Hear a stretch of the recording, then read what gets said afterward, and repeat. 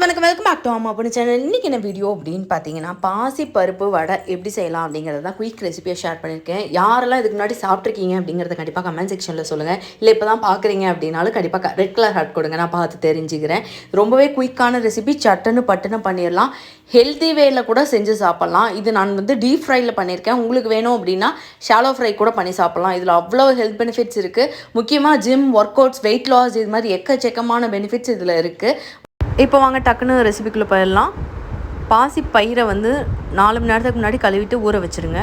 இதை நல்லா ட்ரைன் பண்ணிவிட்டு மிக்ஸி ஜாரில் ட்ரான்ஸ்ஃபர் பண்ணிவிட்டு இஞ்சி பூண்டு லைட்டாக தட்டி போட்டுக்கோங்க. நான் என்னென்ன வேணும் அப்படிங்கிறது எல்லாமே டீட்டெயிலாக வீடியோட ஸ்க்ராலிங்லேயும் மென்ஷன் பண்ணியிருக்கேன், டிஸ்கிரிப்ஷன்லேயும் வச்சுருக்கேன், செக் அவுட் பண்ணிக்கோங்க. சீரகம் 1/2 ஸ்பூன் இதையும் போட்டுட்டு உப்பு தேவைக்கேற்ப போட்டு நல்லா மையாக அரைச்சிட்டு வந்துடுங்க.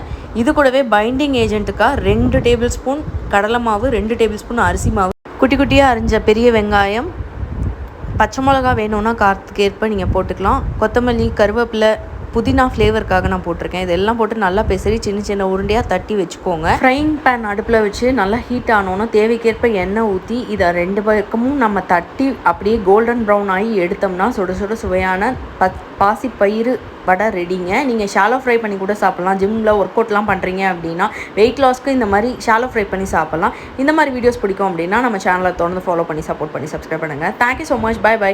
இன்னொரு வீடியோவில் சந்திக்கலாம்.